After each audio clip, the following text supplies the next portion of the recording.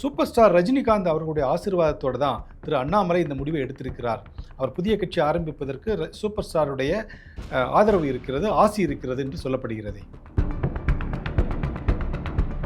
அண்ணாமலை அவர்கள் தமிழக அரசியலில் ஒரு தவிர்க்க முடியாத சக்தி என்பதை நான் திரும்ப திரும்ப கூறி வந்திருக்கிறேன். அண்ணாமலை என்கிற போர்க்குணம் மிக்க இளைஞர் தமிழ்நாட்டினுடைய பாரதிய ஜனதா கட்சியினுடைய தலைமை பொறுப்பை ஏற்ற பிறகுதான் திராவிட இயக்கங்கள், இருபெரும் இயக்கங்கள், பழுத்த அரசியல் அனுபவம் வாய்ந்த இயக்கங்கள் கலங்கக்கூடிய வகையில் அவரது செயல்பாடு இருந்தது. விஜய் திடீரென்று எப்படி மேலே வந்தார்? நீங்கள் பெரிய கட்சி பத்திரிகை கிடையாது, டிவி கிடையாது, மேலே எழுந்து ஒரு லீடர் வருகிறார். எப்படி வந்தார்? மாற்றத்தை மக்கள் விரும்புகிறார்கள். இந்த பழைய அரசியல் வேண்டாம், புதிய செய்திகள் வேண்டும் என்று விரும்புகிறார்கள். அந்த புதிய செய்திகளை, அவர்கள் விரும்புகிற மாற்றத்தை, சிந்தனையை வெளிப்படுத்தக்கூடிய ஒரு தலைவர் தான் அண்ணாமலை.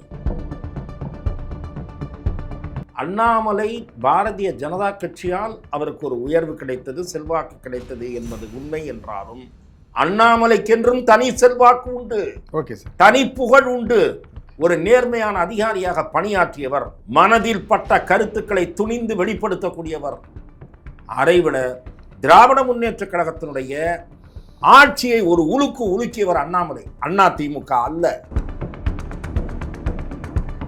மக்கள் எதிர்பார்க்கக்கூடிய ஒரு துணிச்சலான, இளைஞர்கள் எதிர்பார்க்கக்கூடிய ஒரு போர்க்குண அரசியல், அந்த போர்க்குண அரசியலை பாஜக தலைமை பயன்படுத்திக் கொள்ள தவறிவிட்டது என்பது என் பார்வை.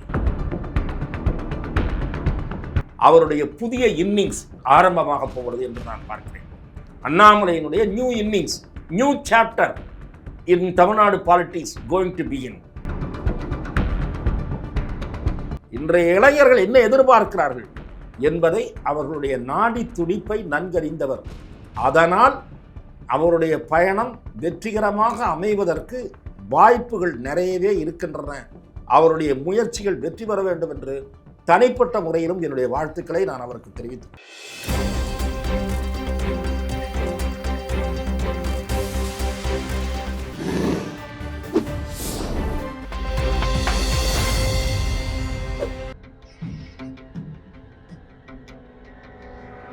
தமிழ் அலை நேயர்களுக்கு வணக்கம். இன்றைய சந்திப்பில் நம்மோடு இணைந்திருப்பவர் மூத்த பத்திரிகையாளர் துக்ளக் திரு ரமேஷ் அவர்கள். அவர்களை வரவேற்பதில் மகிழ்ச்சி. வணக்கம் சார். வணக்கம். தமிழக அரசியல் வரலாற்றில் அண்ணாமலை அவர்கள் பற்றி இன்னைக்கு தலைப்புச் செய்திகள் எல்லாமே அதுதான். நாளை காலையில் பத்திரிகைகளில் வரக்கூடிய செய்திகள் ஃபுல்லாகவே அண்ணாமலை தனி கட்சி ஆரம்பிக்க போகிறார் என்று தான். இன்றைக்கி பாஜகவிலிருந்து தன்னை விடுவித்து கொண்டதாக 5 பக்கங்கள் கொண்ட ஒரு ஸ்டேட்மெண்ட்டை கொடுத்துருக்கிறார் அப்படின்னு சொல்லி செய்திகள் வருது. எப்படி பார்க்குறீங்க சார்? தமிழக அரசியலில் ஒரு தவிர்க்க முடியாத ஆளுமை திரு அண்ணாமலை என்று அவர் அரசியலில் பயணிக்க தொடங்கிய நாள் முதல் அவரை உன்னிப்பாக கவனித்து வருகிறவன் என்ற முறையில் நான் தெரிவித்து வருகிறேன். என்னுடைய வெவ்வேறு நேர்காணல்களில் அவர் பாரதிய ஜனதா கட்சியில் பொறுப்பில் இருந்தபோதும் சரி, பொறுப்பில் இல்லாத அந்த காலகட்டத்திலும் சரி, அண்ணாமலை அவர்கள் தமிழக அரசியலில் ஒரு தவிர்க்க முடியாத சக்தி என்பதை நான் திரும்ப திரும்ப கூறி வந்திருக்கிறேன். அதற்கு காரணம், பாரதிய ஜனதா கட்சியினுடைய வளர்ச்சியில் தமிழகத்தில் பல தலைவர்கள் பங்களிப்பை செலுத்தி இருக்கிறார்கள். அவர்களுக்கெல்லாம் நான் உரிய மரியாதையோடு வித் டியூ ரெஸ்பெக்ட் அவர்களுடைய சேவையை எல்லாம் நான் மறந்துவிடவில்லை. நான் 1980களின் பிற்பகுதியில் இலிருந்து பாரதிய ஜனதா கட்சியின் வெவ்வேறு தலைவர்களோடு பழகக்கூடிய வாய்ப்பை நான் பெற்றிருந்தேன். திரு ஜனா கிருஷ்ணமூர்த்தி அவர்களை நான் நேர்காணல் கண்டிருக்கிறேன். மரியாதைக்குரிய மறைந்த திரு இலா கணேசன் அவர்களோடு மிக நெருக்கமான நட்பு எனக்கு இருந்திருக்கிறது. ஆகவே பல்வேறு தலைவர்கள், இன்றைக்கு குடியரசு துணைத் தலைவராக இருக்கக்கூடிய திரு சிபி ராதாகிருஷ்ணன், ஒவ்வொருவரும் ஒரு காலகட்டத்தில் பாரதிய ஜனதாவை இங்கே வளர்ப்பதற்கு அரும்பாடுபட்டிருக்கிறார்கள். தாமரை மலர்ந்தே தீரும் என்று முழக்கமிட்ட அக்கா டாக்டர் தமிழிசை உட்பட பலர் தங்கள் பங்களிப்பை செலுத்தியிருக்கிறார்கள். ஆனால் அந்த முயற்சிகளுக்கு எந்த அளவு பலன் இருந்தது? எந்த அளவுக்கு பலன் இருந்தது? பாரதிய ஜனதா அதிகபட்சமாக 4% வாக்குகளை பெற முடியும் என்ற நிலை இருந்தது. திராவிட முன்னேற்றக் கழகத்தின் ஆதரவோடு சட்டமன்றத்திற்கு அவர்கள் வந்தார்கள். தனித்து வெற்றி பெற்றது திரு வேலாயுதம் அவர்கள் வெற்றி பெற்றார்கள் முதலில். அதன் பிறகு திரு எச் ராஜா வந்தார், KNL வந்தார், இவர்களெல்லாம் சட்டமன்றத்தில் இடம் பெற்றார். ஆனால் அண்ணாமலை என்கிற போர்க்குணம் மிக்க இளைஞர் தமிழ்நாட்டினுடைய பாரதிய ஜனதா கட்சியினுடைய தலைமை பொறுப்பை ஏற்ற பிறகுதான் திராவிட இயக்கங்கள், இருபெரும் இயக்கங்கள், பழுத்த அரசியல் அனுபவம் வாய்ந்த இயக்கங்கள் கலங்கக்கூடிய வகையில் அவரது செயல்பாடு இருந்தது. ஒவ்வொரு விமர்சனமும் ஈட்டியின் முனையைப் போல இருந்தது. எதிரிகளை கலங்கடிக்கக்கூடியதாக இருந்தது.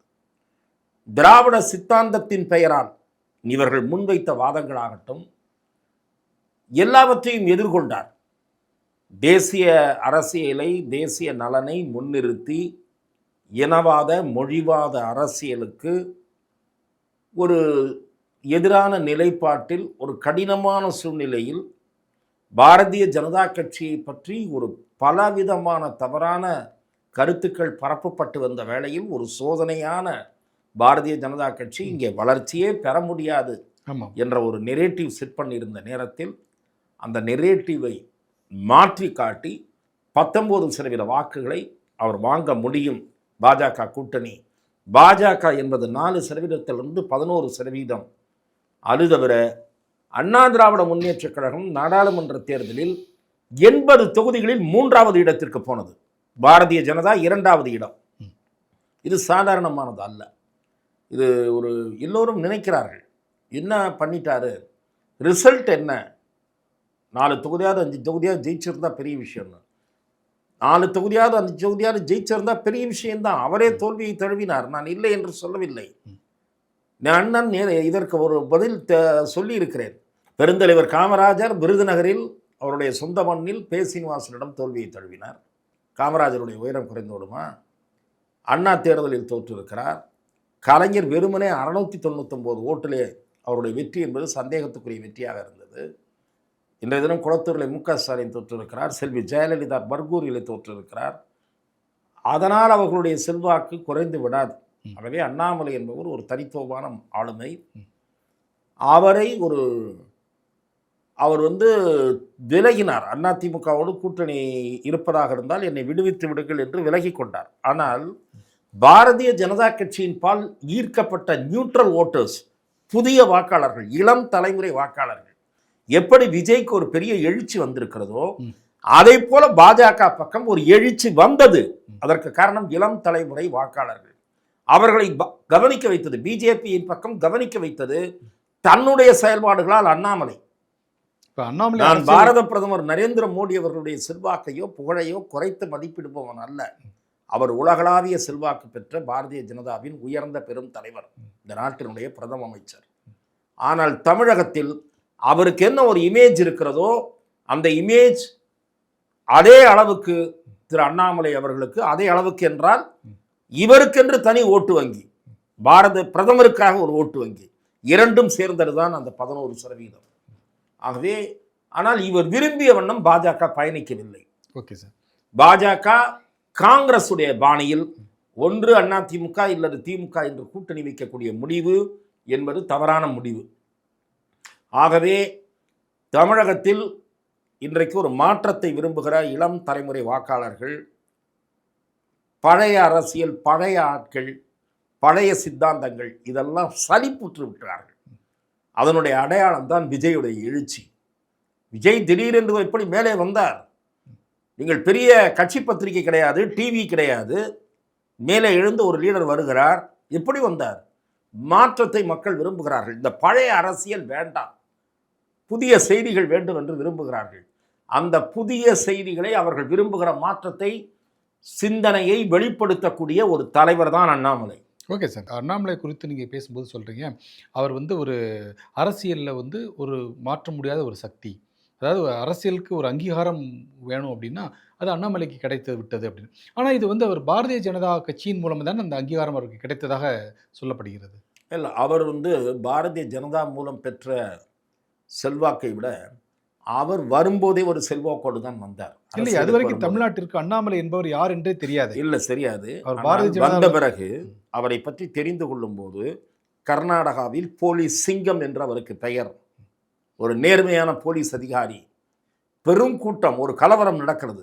அந்த வீடியோவை நீங்கள் பார்த்திருக்கிறீர்களா? அந்த செய்தியை படித்திருக்கிறீர்களா? இல்ல அண்ணாமலை குறித்து நாங்க வந்து குறைத்து இல்ல மதிப்பிடவில்லை. இதற்காக அதாவது சொல்லுகிறேன் என்றால், அவ- அப்படிப்பட்ட துடிப்பான செயல் வீரர், ஐபிஎஸ் அதிகாரி, எஸ்பி லெவல்ல பணியாற்றி விட்டு வருகிறார். அதை ரிசைன் பண்ணி விட்டு பொது வாழ்க்கைக்கு வருகிறார். அவர் கண்டினியூ பண்ணியிருந்தாருன்னா இன்னைக்கு ஏடிஜிபி ஆயிருப்பார், இல்ல சார், நான் ஐஜிக்கு மேல போயிருப்பாரு, ஏடிஜிபியாவே கூட ஆயிருப்பாரு. நான் குறிப்பிடுறது வந்து அவருடைய திறமையை வந்து நான் குறைத்து மதிப்பிடவில்லை. தமிழ்நாடு அரசியலுக்கு அவர் புதிதாகத்தான் வருகிறார். அதுதான் வந்தாங்க சார், வந்த- வந்தாரு. இருங்க, திரு சூப்பர் ஸ்டார் ரஜினிகாந்த் அவர்கள் பலத்த பேச்சு இருக்கிறது. ஆமா. சூப்பர் ஸ்டார் ரஜினிகாந்த் அவர்கள் அரசியல் இயக்கம் தொடங்கும் போது அவர் மனதில் யாரை முன்னிறுத்தலாம் என்று இருந்த பெயர்களில் அண்ணாமலையின் பெயரும் உண்டு. அதான் ஒருவேளை நாம் அறிகிறோம். ஒருவேளை திரு ரஜினிகாந்த் அவர்கள் வந்து அரசியல் கட்சி ஆரம்பிச்சு தேர்தலில் போட்டிட்டு இருந்தாருன்னா முதலமைச்சர் வேட்பாளராக திரு அண்ணாமலை அவர்களை தான் அறிவிக்கப்பட்டிருப்பார் இல்ல, அப்படின்னு பேச்சு இருந்துச்சு. திரு ரஜினிகாந்த் அவர்களோடு சில நேரங்களில் உரையாடுகிற வாய்ப்பை நான் பெற்றிருந்தேன். முதலமைச்சர் வேட்பாளராக உங்களைத்தான் முன்னிறுத்த வேண்டும் என்று நான் வலியுறுத்தி இருக்கிறேன். நீங்க அவரிடமே வலியுறுத்தி வலியுறுத்தி இருக்கீங்க. இருக்கிறேன். அவர் நான் அந்த பதவிக்கு வர விரும்பவில்லை. இல்லை ரமேஷ், ஒரு ஃப்ரெஷ் ஃபேஸ் இருக்க வேண்டும், ஹானஸ்ட் ஃபேஸ் இருக்க வேண்டும் என்று என்னிடத்திலே சொல்லியிருக்கிறார். அந்த face அவர் மனதில் நினைத்து இருந்த அந்த ஹானஸ்ட் ஃபேஸ் அண்ணாமலை என்று நான் அறிகிறேன். ஏனென்றால் அந்த சமயத்தில் அவர் சந்தித்திருக்கிறார், திரு அண்ணாமலையை சந்தித்திருக்கிறார். கர்நாடக மாநிலத்திலே பல நண்பர்களை கொண்டவர் மதிப்புக்குரிய சூப்பர் ஸ்டார் அவர்கள். அவருக்கு அண்ணாமலையை பற்றி அனைத்து செய்திகளும் போய் சேர்ந்திருக்கின்றன. ஆகவே எதற்காக சொல்கிறேன் என்றால், அண்ணாமலை பாரதிய ஜனதா கட்சியால் அவருக்கு ஒரு உயர்வு கிடைத்தது, செல்வாக்கு கிடைத்தது என்பது உண்மை என்றாலும், அண்ணாமலைக்கென்றும் தனி செல்வாக்கு உண்டு, ஓகே சார், தனி புகழ் உண்டு. ஒரு நேர்மையான அதிகாரியாக பணியாற்றியவர், மனதில் பட்ட கருத்துக்களை துணிந்து வெளிப்படுத்தக்கூடியவர்.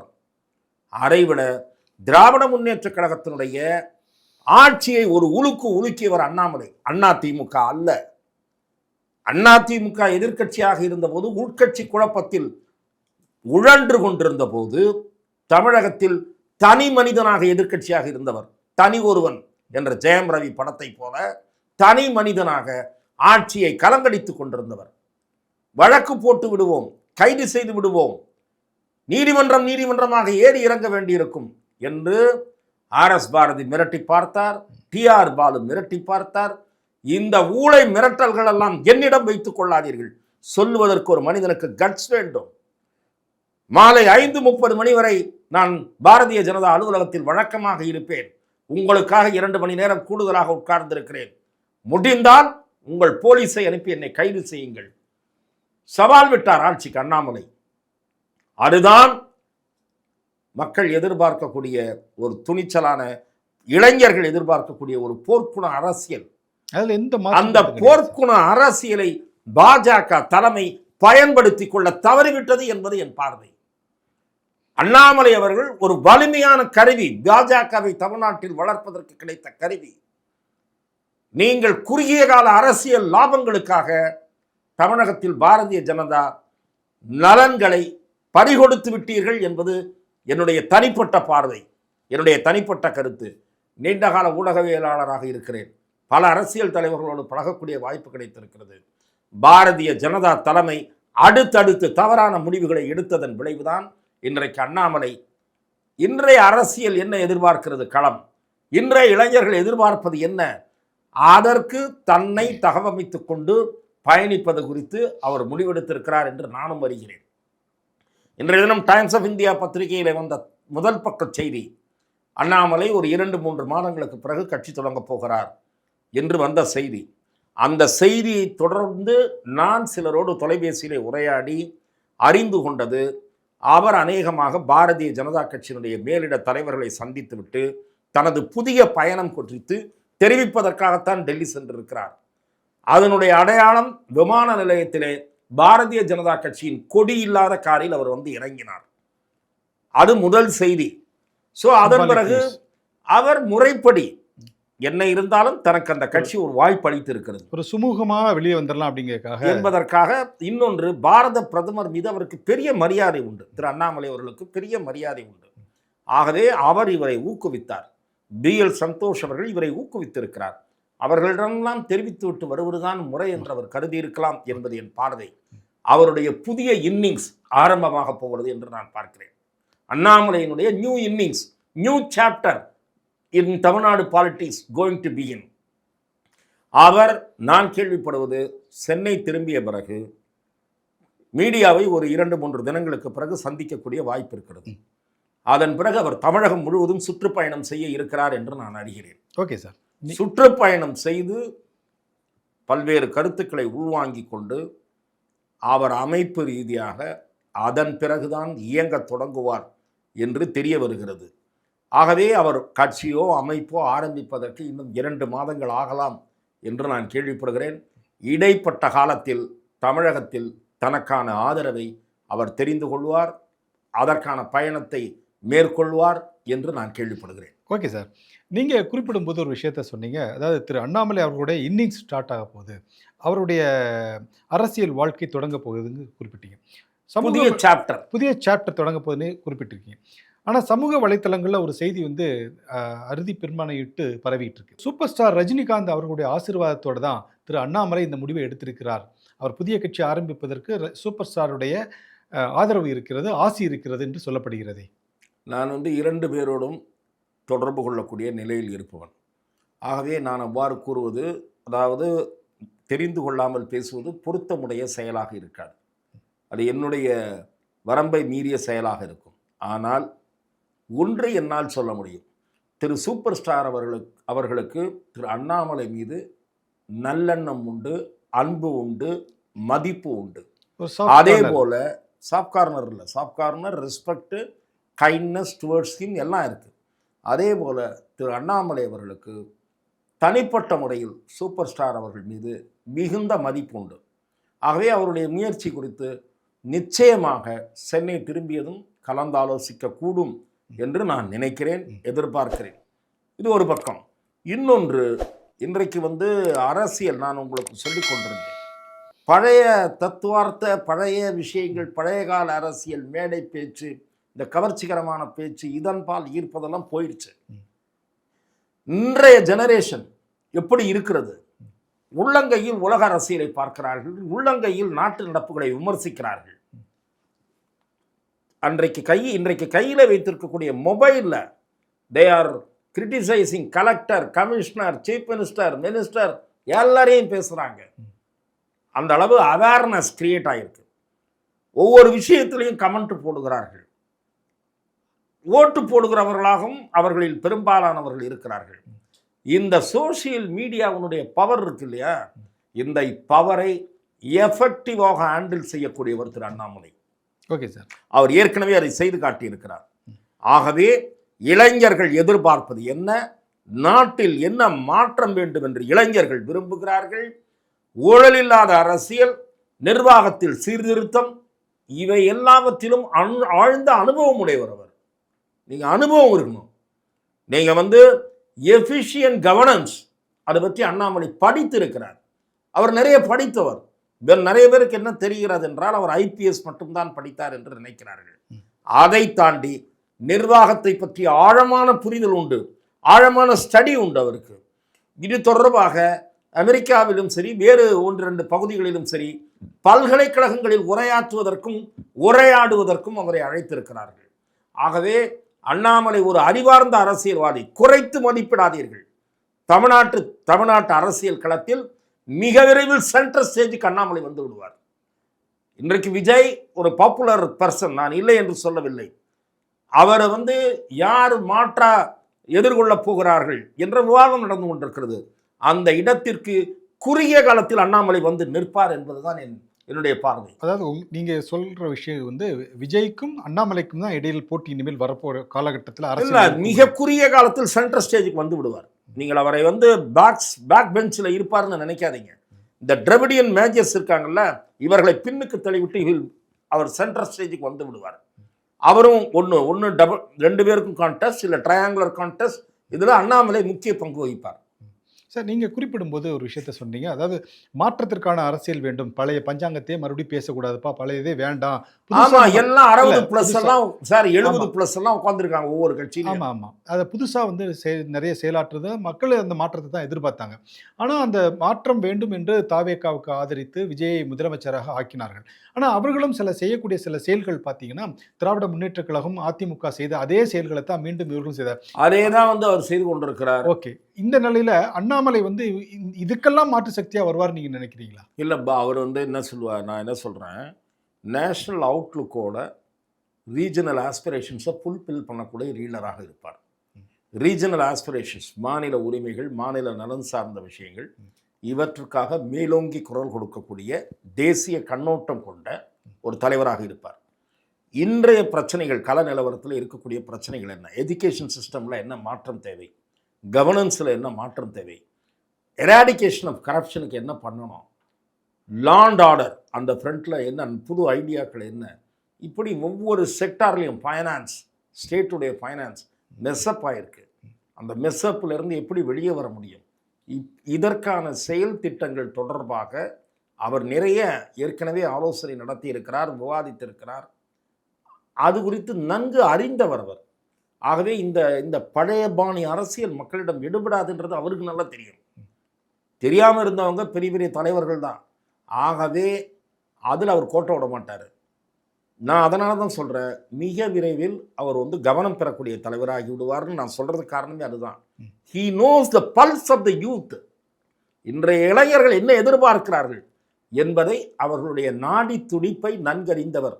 அதனால் அவருடைய பயணம் வெற்றிகரமாக அமைவதற்கு வாய்ப்புகள் நிறையவே இருக்கின்றன. அவருடைய முயற்சிகள் வெற்றி பெற வேண்டும் என்று தனிப்பட்ட முறையிலும் என்னுடைய வாழ்த்துக்களை நான் அவருக்கு தெரிவித்துக் கொள்கிறேன். Okay sir. உங்களுடைய வாழ்த்துக்களோட நான் இன்னொரு கேள்வி உங்ககிட்ட கேட்க விரும்புகிறேன் சார். அதாவது இப்போ திமுக இந்த கழக ஆட்சிகளுக்கு மாற்றாக வேண்டும் என்பதுதான் மாண்புமிகு விஜய் அவர்களை தேர்ந்தெடுத்து இப்போ முதலமைச்சராக ஆக்கியிருக்காங்க. 20 நாட்கள் தான் ஆகுது அந்த ஆட்சி மாற்றம் ஏற்பட்டு. அதற்குள்ள இன்னொரு மாற்றம் வேண்டும் அப்படின்னு எதிர்பார்க்குறாங்களா மக்கள்? இன்னொரு மாற்றம் அவ்வளவு விரைவாக எதிர்பார்க்கிறார்கள் என்று நானும் சொல்லவில்லை. ஆனால் நம்பிக்கையூட்டக்கூடிய வகையில் விஜய் அவர்களுடைய செயல்பாடு இருக்கிறதா என்று தொடர்ந்து மக்கள் கவனித்துக் கொண்டிருப்பார்கள். இப்போது ஆரம்பத்திலேயே ஒரு சர்க்கல் நிகழ்ந்து இருக்கிறது. நீங்கள் எந்த 2 கழகங்களையும் எதிர்த்து மக்களிடம் வாக்கு கேட்டு வெற்றி பெற்றீர்களோ அந்த 2 கழகங்களில் ஒரு கழகத்தில் பிளவு ஏற்பட்டது. நீங்கள் ஏற்கனவே சொன்னது ஊழல் சக்தி என்று அதிமுகவை சொன்னீர்கள், தீய சக்தி என்று திமுகவை சொன்னீர்கள். நேற்றைய தினம் ஒன்று தீர்ந்து போச்சு, இன்னொன்று தூர்ந்து போச்சுட்டீங்க. யார? அதிமுகவை. அப்படி ஊழல் சக்தி என்று உங்களால் வர்ணிக்கப்பட்ட கட்சியினுடைய ஒரு பகுதியின் ஆதரவை பெறுவதற்கு வீடு தேடி போனீர்கள். இது எப்படி மாற்றத்திற்கான அறிகுறியாக இருக்கும்? இரண்டாவது, 120 உறுப்பினர்கள் ஆதரவு போதும் என்று நின்றீர்களா? நீங்கள் ஆதரவு எத்தனை காலம் அளிக்கிறீர்களோ ஆதரவு அளியுங்கள். நீங்கள் விலக்கி கொண்டால் எனக்கு கவலை இல்லை, நான் மக்களை சந்திக்க போகிறேன் என்று சொன்னால் அது நேர்மையான அரசியல். அந்த நேர்மையான அரசியலை நடத்தினீர்கள். அதிமுகவிலிருந்து 4 பேர் ராஜினாமா செய்கிறார்கள். அவசரமாக அந்த ராஜினாமா கடிதத்தை ஏற்றுக்கொண்டு கீழ் மாடியிலே ராஜினாமா கடிதம், மேல் மாடியிலே கட்சி இணைப்பு என்று சொன்னால் இதுதான் நேர்மையான அரசியலா, அறம் சார்ந்த அரசியலா என்று பொதுவெளியிலே கேட்க தொடங்கிவிட்டார்கள். இடைத்தேர்தல் தேவையில்லாத வகையிலே மக்கள் மீது திணித்திருக்கிறீர்கள். இதற்கான செலவு யார் ஏற்பது? தாவேகா ஏற்குமா? என்ன அவசியம் வந்தது அந்த 4 பேரை ராஜினாமா செய்ய வைத்து உங்கள் கட்சியில் சேர்த்துக் கொள்ள வேண்டிய அவசியம் என்ன? நீங்கள் சேர்த்துக் கொள்வதாக உறுதியளித்த பிறகுதானே அவர்கள் ராஜினாமா செய்திருப்பார்கள். இல்லாவிட்டால் ராஜினாமா செய்துவிட்டு உங்களிடம் வர வேண்டும் என்ற அவர்களுக்கு என்ன நேர்த்தி கடனா? ஆகவே இது அறம் சார்ந்த அரசியல் அல்ல. ஆரம்பத்தில் விழுந்திருக்கக்கூடிய கரும்புள்ளி, விஜய் அவர்கள் ஆட்சியின் மீது விழுந்திருக்கக்கூடிய முதல் கரும்புள்ளி, இது தொடரக்கூடாது. இது தொடருமானால் நிச்சயமாக மக்கள் இது மாற்றம் அல்ல ஏமாற்றம் என்ற முடிவுக்கு வருவார்கள். ஆகவே தான் நான் சொல்கிறேன், நீங்கள் நிலைத்து நின்று விடுவீர்கள் என்ற கற்பனையில் இருக்கக்கூடாது. உங்களுக்கு மக்கள் ஒரு வாய்ப்பு அளித்திருக்கிறார்கள், நிச்சயமாக மறுக்கவில்லை. ஆனால் அதுவும் கூட மெஜாரிட்டி அளிக்கவில்லை, அது வேறு விஷயம். எந்த அணியை எதிர்த்து போட்டியிட்டீர்களோ அந்த அணியிலிருந்து தான் சிலரை உருவிக்கொண்டு மந்திரியாக்கி ஆட்சியை காப்பாற்றிக் கொண்டிருக்கிறீர்கள். இதற்கு மேலும் குறுக்கு வழியை நாடாதீர்கள். நாடினால் அண்ணாமலை மாற்றா அல்லது இன்னொருவர் மாற்றா என்ற கேள்வி வலுப்பெறும். அதற்கான வாய்ப்புகள் இருக்கின்றன என்பதுதான் என் பார்வை. ஏற்கனவே திமுகவில் இருக்கக்கூடிய கட்சிகள், பெரும்பான்மையான கட்சிகள் வந்து தாவேகாவுக்கு ஆதரவு அளித்து இப்போ தாவேகாவோட சப்போர்ட் பண்ணி அங்கே இருக்காங்க. அதுபோக இன்னும் இருக்கக்கூடிய மதிமுகவும் தேமுதிகவும் தாவேகாவை ஆதரிக்கக்கூடிய மனநிலைக்கு வந்து விட்டார்கள் என்றுதான் நேற்று அவர்களுடைய பேட்டிகள் எல்லாம் பார்க்கும்போது தெரிஞ்சது. தேமுதிக அவ்வளவு விரைவாக வருகிறதா என்று தெரியவில்லை. அந்த அம்மையார் சொல்லி இருக்கிறார், மதிப்புக்குரிய பிரேமலதா அவர்கள், நான் நினைத்திருந்தால் எனக்கு துணை முதலமைச்சர் பதவியே கிடைக்கும். எப்படி கிடைக்கும்னு எனக்கு தெரியல. ஒரு எம்எல்ஏக்கு துணை முதல்வர் கொடுப்பாரா? ஜெயத்தன் விஜயகாந்த் மீது திரு விஜய் அவர்களுக்கு பெரிய மரியாதை உண்டு, அதுக்காக துணை முதலமைச்சர் கொடுத்துருவாரா? ஏன் சார்? வீடு தேடி போயிருப்பார் சார், எல்லாரையும் தான் பார்க்குறாரு, எல்லாரையும் பார்த்தாரு. அவர் ஒரு ரவுண்டு போயிட்டு வந்துட்டார், எல்லாரையும் போய் ஒரு முழக்கம் போட்டு வந்தார். அப்போ தான் அந்த 120ன்ற நம்பர் வந்தது, அதனால தான் வந்தது. முதல்ல என்ன சொன்னார் அவங்கள பற்றிலாம்? அதை எதுக்கு நம்ம பழைய குப்பையை கலர வேணாம்னு பார்த்தார். என்ன சார் சொன்னார் இவங்களை பற்றிலாம்? திருமாவளவன், கம்யூனிஸ்டுகளெல்லாம் பற்றி திரு விஜய் வைத்த விமர்சனம் என்ன சார்? கல்லாப்பட்டி கூட்டணின்னு சொல்லி, கல்லாப்பட்டி கூட்டணின்னு டைட்டில். அதை தவிர ஆக்ஷனோடு சொன்னார். தெரியுமா உங்களுக்கு? இவங்களெல்லாம் வாங்கி பாக்கெட்டில் போட்டிருக்காராம் சிஎம் ஸ்டாலின் அப்படின்னு சொன்னார். இவர்களை விலைக்கு வாங்கி பாக்கெட்டில் போட்டுருக்காரு. இவர்களெல்லாம் விலை போனவர்கள். அறிவாலய வாசலில் யாராவது போனால் உள்ளே அழைத்து வாங்கி விடுகிறார்கள். இதெல்லாம் சொன்னாரா இல்லையா சார்? அப்படி விலைக்கு வாங்கப்பட்டவர்களை நீங்கள் எப்படி வாங்கினீர்கள் என்ற கேள்வியும் எழுந்துவிட்டது. அது வேற விஷயம். ஆகவே மதிமுக பேசியிருப்பது சந்தர்ப்பவாதம் என்று நான் பார்க்கிறேன். உதயசூரியன் சின்னத்தில் வெற்றி பெற்றுவிட்டு உங்களுக்கு கடந்த காலத்தில் நீங்கள் பேசிய வார்த்தைகளை எல்லாம் மறந்து மன்னித்து மதிமுகவுக்கு சீட்டு கொடுத்து எல்லாம் பண்ணால் நீங்கள் என்ன சொல்கிறீங்க? நாங்கள் வந்து சொந்த சின்னத்தில் நின்று இருக்கலாம், கூட்டணி வச்சது துரதிர்ஷ்டம் அப்படின்றீங்க. இது என்ன பேச்சு? இரண்டாவது குதிரை பேரம் நடைபெறவில்லை என்று திரு வைகோ நியாயப்படுத்தியதை பார்த்து நான் அதிர்ந்து போனேன். ஒரு சிறந்த நாடாளுமன்றவாதி வைகோ, அவர் போய் நடந்த கூத்தை நியாயப்படுத்தி இருக்கிறார். கடந்த காலத்தில் திராவிட முன்னேற்ற கழகம் செய்த அதே தவறைத்தான் இந்த கட்சியும் செய்திருக்கிறதுன்னு சொன்னால் அரசியல் நாணயம் நான் சொல்லியிருப்பேன். திராவிட முன்னேற்ற கழகத்தில் கடந்த காலத்தில் இழுத்துட்டாங்கன்ற வெறுப்பை இப்படி காட்டுறதுக்கு இதை நியாயப்படுத்துவீர்களா? கட்சியை தொடங்கியதே வாரிசு அரசியலை எதிர்த்து கடைசியில் கொண்டு போய் சரண்டர் ஆகிட்டீங்க. அந்த கட்சியை கொண்டு போய் சரண்டர் ஆகிட்டு இப்போ எதிர்க்கு உங்களுக்கு வீண் பேச்சுன்னு நான் கேட்குறேன். ஆகவே எதற்காக சொல்லுகிறேன் என்றால், அறமற்ற அரசியலை வைகோ நியாயப்படுத்தியது சந்தர்ப்பவாதம் என்றுதான் பார்க்கப்படும். முஸ்லீம் லீக்கும் அதே தவறை செய்கிறார்கள். இப்போ ஆல்மோஸ்ட் திமுகவை எல்லாருமே தனிமைப்படுத்தின மாதிரி ஆகிவிட்டதே. திராவிட முன்னேற்ற கழகம் என்னை பொறுத்தவரை அவர்களுக்கு ஒரு சுய பரிசோதனை செய்ய வேண்டிய நேரம். கட்சி ஏன் சரிவை சந்தித்தது? கூட்டணி கட்சிகள் இப்படி போகும் என்பதை அவர்கள் எதிர்பார்த்திருக்கவில்லையா? இதெல்லாம் அவங்க பண்ண கொள்கை கூட்டணி எல்லாம் சொன்னாங்களே. கொள்கையும் கிடையாது, ஒரு புடலங்காயம் கிடையாதுன்னு இதே அரங்கத்தில் நான் உங்கள்கிட்ட சொன்னனா இல்லையா? எந்த கூட்டணியுமே கொள்கை கூட்டணி, லட்சிய கூட்டணின்றதெல்லாம் கதை. இதெல்லாம் தேர்தலுக்கான கூட்டணி, தேர்தல் ஆதாயத்துக்கான கூட்டணி, சீட்டுக்கான கூட்டணி, நோட்டுக்கான கூட்டணின்னு நான் பேசியிருக்கேன். நானும் பேசியிருக்கேன், வேறு சில ஊடகவியலாளர்களும் பேசியிருக்காங்க. இப்போ அது ப்ரூவ் ஆயிடுச்சா? கொள்கையும் கிடையாது, ஒரு புடலங்காயம் கிடையாதுன்னு. பேர அரசியல் தான் இன்றைக்கு தமிழகத்தில் நடைபெற்றுக் கொண்டிருக்கிறது. அந்த பேர அரசியலை விஜயும் பயன்படுத்தி கொண்டு விட்டார். ஆகவே இனி அவர் தன்னை மாற்று என்றெல்லாம் சொல்லவே முடியாது. ஊழல் இல்லாத ஆட்சி நடக்கப் போதான் மட்டும்தான் இனி பார்க்கணும். மீதி எல்லா வகையிலும் ஒரு கழக பாணியை கடைபிடித்து விட்டார். கூட்டணி மாறி ஆளை இழுக்கிறது, தூக்கிறது, ஆள் தூக்கும் படம் எல்லாம் பண்ணி காமிச்சிட்டாரு. ஊழல் இருக்காதுன்னு ஆதவர்ஜுனா சொல்லியிருக்காரு. அதை மட்டும்தான் நம்ம வெயிட் பண்ணி பார்க்கணும். ஓகே சார், வரக்கூடிய தேர்தல் களம் அண்ணாமலைக்கும் விஜய்க்கும் நேராக இருக்குமா எப்படி சார்? திராவிட முன்னேற்ற கழகத்தையும் நாம் அலட்சியப்படுத்த முடியாது. திராவிட முன்னேற்ற கழகத்தையும் இளம் தலைமுறையினை ஈர்க்கக்கூடிய முயற்சியாக நேற்றைய தினம் ஒரு கூட்டத்தை நடத்தியிருக்கிறார். இருந்தாலும் கூட அவர்களுடைய வரட்டு கொள்கை வாதம் எல்லாம் கொஞ்சம் மாற்றிக்கொள்ள வேண்டும். என்ன செய்ய போகிறார்கள் என்று தெரியாது. தமிழக அரசியல் களத்தில் அண்ணாமலை ஒரு வலிமையான சக்தியாக இருப்பார் என்பதை மட்டும் இப்போதைக்கு என்னால் கூற முடியும். ஓகே சார், நன்றி, வணக்கம் சார். வாய்ப்புக்கு நன்றி.